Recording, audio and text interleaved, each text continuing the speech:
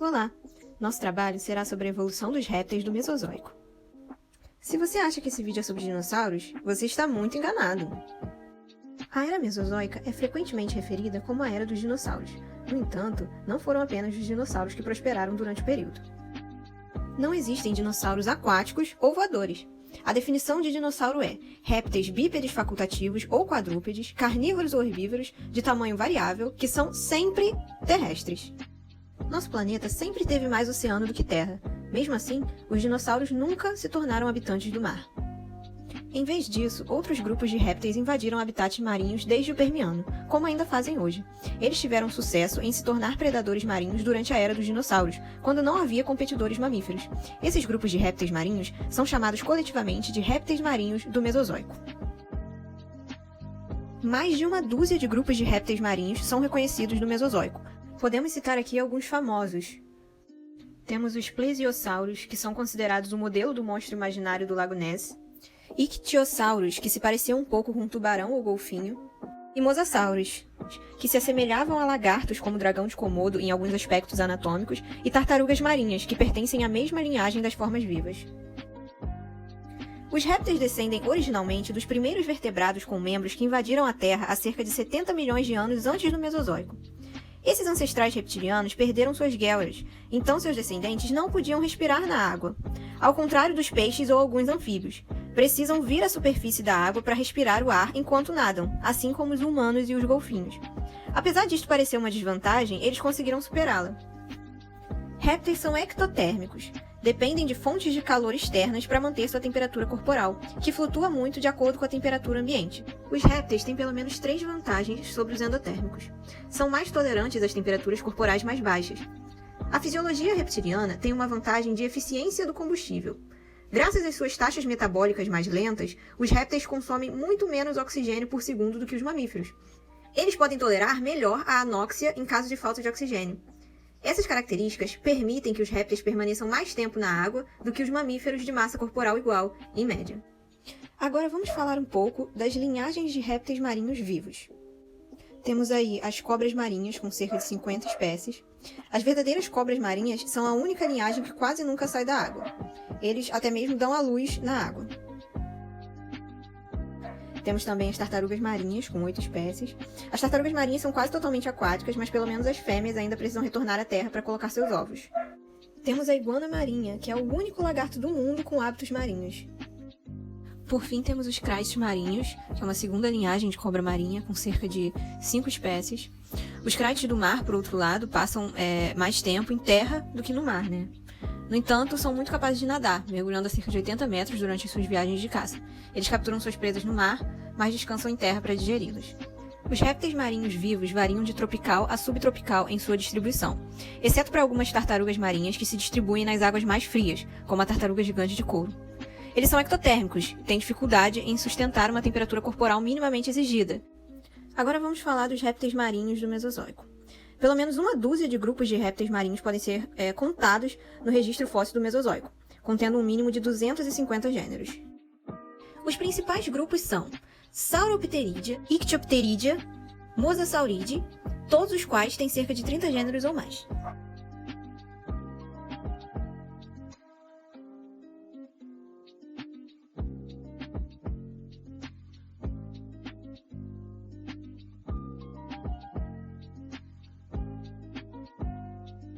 Sauropterídea e Ictiopterídea apareceram no Triássico Inferior. Quelonioide e Mosasauridae foram registrados pela primeira vez no Cretáceo Inferior. Também existem grupos que surgiram no Jurássico, como o Pleurosauridae e o Thalatossuchia. Um gráfico simples de faixas estratigráficas de grupos de répteis marinhos do Mesozoico revela um padrão, ou seja, novos grupos parecem surgir após a extinção de ocupantes anteriores do nicho. Agora vamos falar especificamente do grupo Sauropterídea. Esse é de longe o maior grupo de répteis marinhos do Mesozoico, contendo 2 linhagens principais, Placodontes e Sauropterídeos. Os dois tinham designs de corpo muito diferentes. Os placodontes eram animais de pescoço curto, com crânios curtos e robustos, enquanto os Sauropterídeos tinham um pescoço longo, que termina em um crânio estreito que geralmente é pequeno em relação ao comprimento total do animal. Ao mesmo tempo, ambos compartilhavam certas características, como o desenho único da cintura escapular, onde as clavículas estão localizadas medialmente à escápula. Outras semelhanças incluem a ausência de osso lacrimal e a redução extrema dos carpais e tarsais, que são punho e tornozelo. Placodontes eram geograficamente restritos ao Mar de Tétis e cronologicamente ao Triássico. Atualmente não temos um registro definitivo de placodontes do Triássico inferior. A maioria dos placodontes tinha dentes achatados no palato e na margem da mandíbula, sugerindo duropagia, isso é, dieta de presas de corpo duro. Os placodontes são divididos em dois grupos com base na presença ou ausência da armadura corporal composta por uma carapaça, ou uma carapaça anterior e uma posterior em alguns taxa.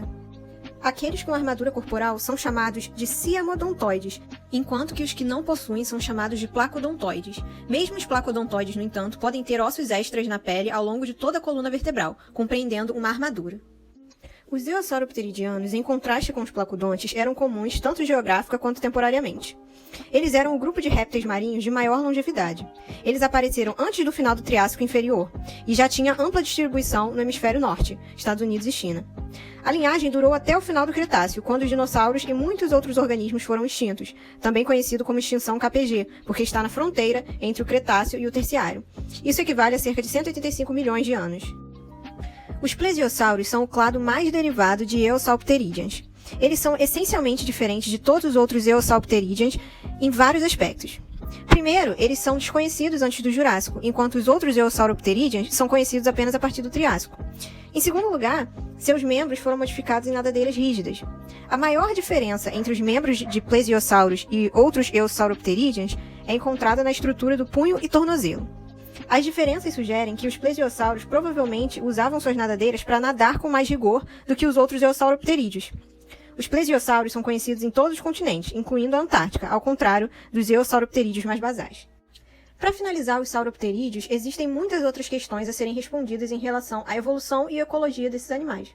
Uma delas é a presença de dois designs corporais contrastantes entre os sauropterídeos, ou seja, placodontes e eosauropterídeos, coloca em questão sobre seu ancestral comum. Qual estilo de corpo ele tinha? A resposta é atualmente desconhecida, mas novos fósseis do sudoeste da China, especialmente das províncias de Guizhou e Yunnan, podem lançar algumas luzes sobre esse assunto no futuro. Agora vamos passar para outro dos principais grupos, os Ichthyopteridia. Os Ichthyopterídeos são o segundo maior grupo de répteis marinhos do Mesozoico e produziram alguns dos maiores indivíduos. Eles também são os segundos em termos de duração de sua existência. Apareceram no final do Triássico inferior e se extinguiram no início do Cretáceo superior. Os Ichthyopterídeos são conhecidos pela evolução de um perfil corporal em forma de peixe entre seus membros derivados. Eles foram os primeiros vertebrados com respiração aérea a dar origem a um contorno corporal em forma de peixe. Os Ichthyopterídeos, em forma de peixe, formam um grupo chamado Parvipelvia, que significa uma pequena cintura pélvica. A característica mais visível da forma do peixe é a presença de uma pata caudal em forma de crescente. Apenas o lobo ventral da pata caudal é sustentado pela coluna vertebral, deixando o lobo dorsal sem qualquer tecido duro. O lobo dorsal, portanto, geralmente não é preservado nos fósseis. Quando parvipélvios foram descobertos na primeira metade do século XIX, a pata caudal em forma de crescente não foi devidamente reconhecida devido à ausência de lobo dorsal preservado. Graças ao contorno preservado dos tecidos moles da pata caudal em espécimes excepcionais, sabemos da presença da pata caudal.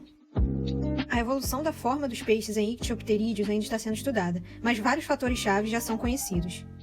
Primeiro, os primeiros ictiossauros não tinham a forma de peixe. O exemplo mais famoso é o Chaurossaurus, do Triássico inferior da China, que tinha a aparência de um lagarto com nadadeiras, como seria de se esperar para um réptil que invadiu o oceano há não muito tempo.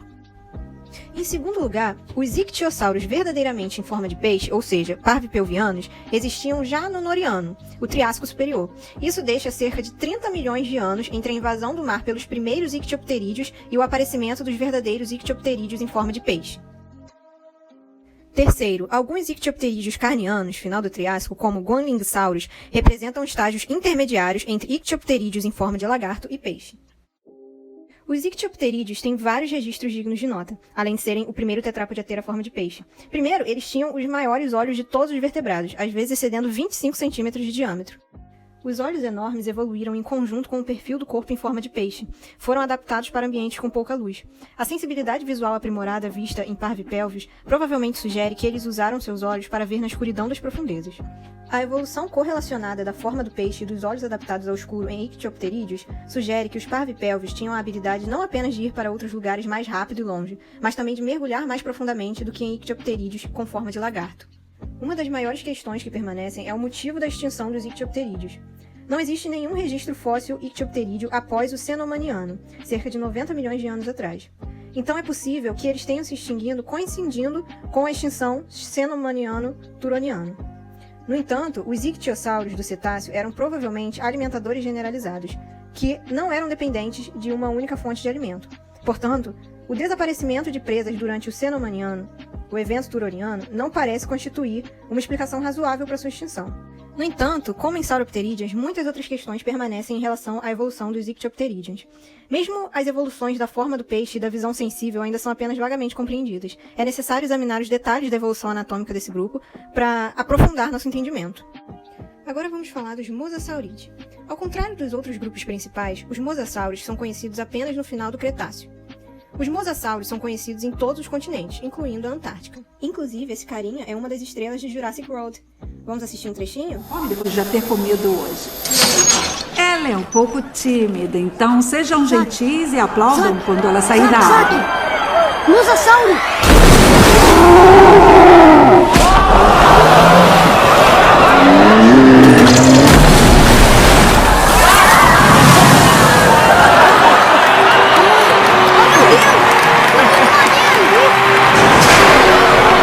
Tudo bem, esperem um pouco. Agora vamos olhar mais de perto o nosso mosassauro.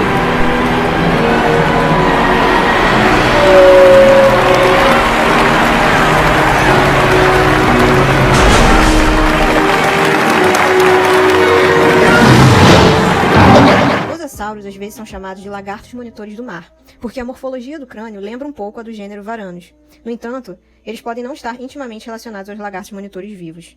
Os parentes mais próximos dos mosassauros são outros répteis marinhos fósseis, como Aigelosaurus e Dolichosaurus, embora as relações exatas entre esses animais ainda estejam sendo debatidas.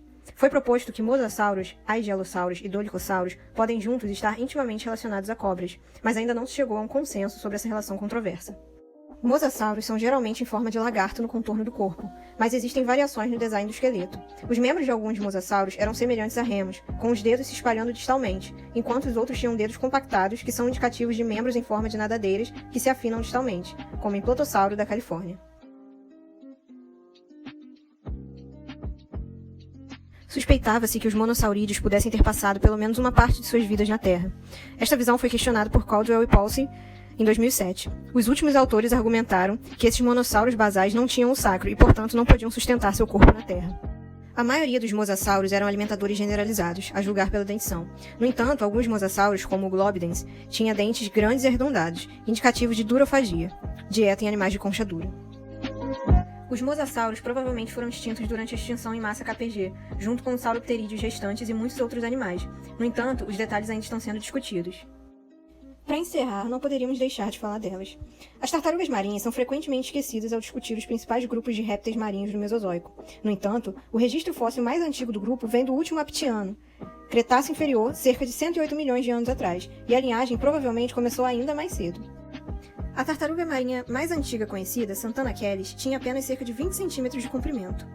As tartarugas marinhas existentes são divididas em Dermochelide, tartaruga de couro, e Chelonide, o resto. Essas duas linhagens já foram estabelecidas no Cretáceo. Além dessas, havia uma linhagem extinta chamada Protostegide, no Cretáceo. Protostegide foi mais estreitamente relacionado a Dermochelide do que a Chelonide, e incluiu as maiores tartarugas marinhas de todos os tempos, como o Archelon, que possivelmente atingiu 4 metros de comprimento total. Diferentes linhagens de répteis invadiram ambientes marinhos do Mesozoico, dando origem a pelo menos uma dúzia de grupos. O estudo dos répteis marinhos do Mesozoico está avançando rapidamente, com novos fósseis da China revelando novas informações sobre a evolução inicial dos répteis marinhos do Mesozoico. Então é isso, gente. Muito obrigada pela atenção.